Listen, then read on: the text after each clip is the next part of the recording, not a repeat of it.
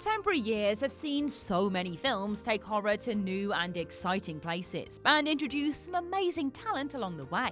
But unfortunately, that does not necessarily mean audiences have actually managed to see most of these movies. With so many titles gracing our screens, it makes sense that some do slip through the cracks, but that is exactly what we're here today to rectify. Looking at the past 10 years of horror to define recent then, these are the movies that didn't stick their landing despite being downright excellent in their execution, offering something a little weird and wonderful in the process. If you've come looking for blockbuster titles, then you're gonna have to adjust your expectations to receive a face full of cult practices, cursed pottery, and sexy shenanigans instead. Ah, horror, how we love you. Of course, this is not a definitive top 10, as there's plenty more out there that do fit the same bill, so let me know your favourites in the comments section too. In any case, I am the Invisible Woman, Ash from What Culture, and these are 10 great recent horror movies that not enough people have seen.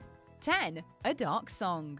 The occult has always been key for horror, but few films have ever attempted to present genuine occult practices in such a realistic fashion. Yet, this 2016 movie from writer-director Liam Gavin isn't afraid to go there. Catherine Walker stars as Sophia, a troubled woman who takes out a year-long lease on a remote Welsh mansion. There, she hires gruff occultist Solomon to guide her through an ancient rite, which, if successful, allows the practitioner to commune with their guardian angel and make any request. However, it is a long and complex process which requires these two strangers to remain in the house for months on end, with dire consequences if they abandon the ritual. A Dark Song may test the patience of some viewers, as it is a slow burn affair, far less sensationalized and effects-based than similar occult-themed thrillers. However, if you stick with it, you will find your patience rewarded by an intriguing, well-acted exploration of questions of faith, will, and morality, and a handful of sinister twists for a bit of spice on top too.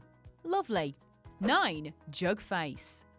Jug Face, from writer-director Chad Crawford-Kinkle, is a peculiar, unnerving, and imaginative modern take on the oft-neglected folk horror subgenre. Whilst Midsummer and The Wicker Man might take prizes for the best of the bunch, that special brand of countryside weirdness is hard to find done well elsewhere. So, in steps Jug Face. The film centres on an isolated, backwoods pagan community, whose bizarre customs see them worship a sacred pit into which members must sporadically be sacrificed. One member of the community crafts jugs bearing the faces of those who the pit wants. But when young expectant mother, Ada, finds that the latest jug is of her, she tries to hide it and escape. It's quite an odd premise which will alienate some viewers for certain, but the strange new world the film presents is fascinating. Sadly, Jug Face is Kinkle's only feature film to date, and annoyingly, it was retitled to The Pit for its initial UK DVD release. I guess Jug Face didn't quite have the same horror ring to it.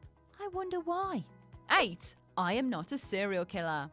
This 2016 adaptation of Dan Wells' novel casts Max records as John Wayne Cleaver, a mortician's son who is being diagnosed as a sociopath and fears he'll wind up becoming a serial killer. While struggling to repress his own homicidal urges, he becomes fascinated with a series of bizarre murders in his usually uneventful hometown, and is determined to identify and confront the culprit. Not unlike Wells' novel, director Billy O'Brien's film is a curious blend of psychological thriller and teenage angst drama, with a thick streak of jet black humour and some unexpected twists. In some respects, it is not too far removed in tone and content from Netflix hit Stranger Things, just with far less never-ending story.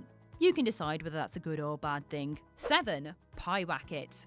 We all get a little mad at our parents sometimes. That goes tenfold for a girl struggling with the loss of her father and who's trying to deal with her mother's grief, forced to move home away from her school friends and isolated by creepy woodland. What most of us don't do, however, is perform an occult ritual to summon a supernatural entity that will take out Mother Dearest, and then have to deal with the consequences as time ticks down to the inevitable. Pyewacket is deliciously indie in its execution, favouring a brooding, dark tone and a sense of dread over flaunting any ridiculous demonology. It is slow building and careful with the way it unfolds, and explores all the good, bad and ugly of a mother-daughter relationship in the most strenuous of circumstances. If you want a quietly tense and disconcerting horror movie, then this is the one for you. 6. Nina Forever.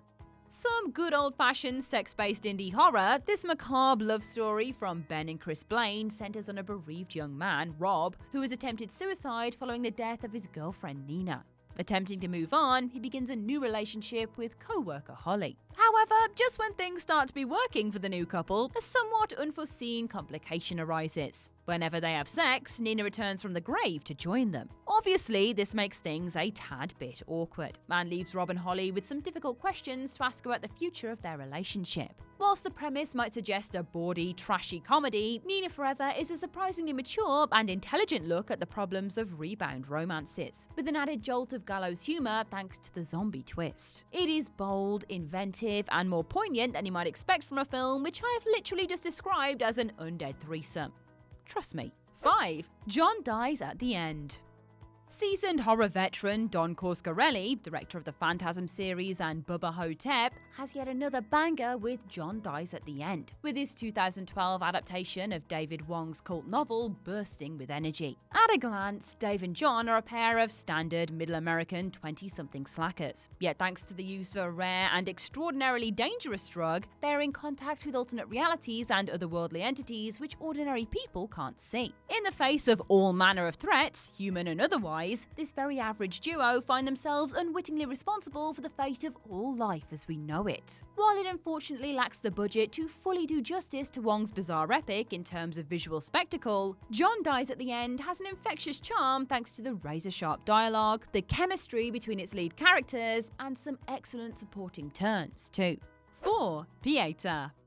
A South Korean horror movie that will leave you as disgusted as it does perplexed, Pieta does not get mentioned half as much as it should do considering just how gnarly this movie is. Telling the tale of a brutal loan shark whose living function is to hurt people for their repayments, he is faced with a woman who claims to be his long-lost mother, with the pair reconnecting as he continues his work across the movie. It is not a straightforward genre movie, but rather one that intertwines Asian horror with drama in increasingly gut-wrenching ways, and is not afraid to get all too Oedipal in the process. Pieta is gross, to put it frankly, but it is so well made and provides such a stark commentary that it is only fair to give it the praise it deserves.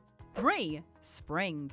Justin Benson and Aaron Moorhead, the guys responsible for eerie indie chillers like The Endless and Resolution, did some of their best work with Spring. Taking their specific homebrew of indie romantic drama and Lovecraftian horror, this is a thoroughly surprising and hugely effective movie that way more people should have seen. Evan is struggling to find direction, so impulsively flies to Italy in search of some life experience. This he finds when he crosses paths with Louise, a mysterious woman with whom he quickly becomes infatuated.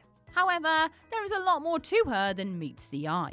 If you like deep cosmic backing to your horror and a sense of existential dread in place of overt scares, then this will absolutely tickle your pickle, as these guys are the best at it. But if you don't, then, I don't know, give it a try anyway. There's a reason these pair of filmmakers are ones to watch. 2. Starry Eyes. Another excellent but underseen effort from 2014, this film from Kevin Kolsch and Dennis Widmeyer explores the dark side of the search for fame and glory in Hollywood. And just like the juxtaposition of the seedy underbelly and its glamorous reputation, this film is equal parts stylish and grisly. We follow Sarah, an ambitious up-and-coming actress struggling to get her foot in the door. When a casting call unexpectedly turns in her favour, Sarah finds herself invited to meet with the seasoned producer for the lead role in a horror movie. She may think all of her prayers have been answered, but it soon becomes apparent that she may be about to sign up for much more than she intended. A powerful, atmospheric piece with an intoxicating central performance, Starry Eyes also makes for somewhat poignant viewing given the slew of horrible revelations coming out of the entertainment industry. 1. He Never Died. He Never Died is a delightfully unexpected genre bender which proves to be as hilarious as it is thrilling, with a career-best performance from leading man Henry Rollins, whose acting achievements hadn't necessarily measured up to his music, writing, or spoken word performances before this. Rollins is Jack, an anonymous retiree in an anonymous American town, doing his utmost to get through day-to-day life with as little social interaction as possible. However, Jack's shady past has a habit of catching up with him, frequently landing him in considerably more trouble than he would like. A run-in with some local criminals threatens to escalate, but there is one major complication. No matter what anyone does, Jack is seemingly impossible to kill. An unorthodox blend of supernatural horror, black comedy, and gangster thriller, He Never Died side may be another relatively cut-price production. But in this instance, it never feels constrained by its low budget, as it keeps things squarely centered on the characters and dialogue. And it is all the better for it too. And that's our list. What other recent horror movies would you put on this list? Share your thoughts in the comment section below. I've been Ash and this has been What Culture. Don't forget to like, share, subscribe and come back again soon for some more spine-tingling horror content. Thanks for watching.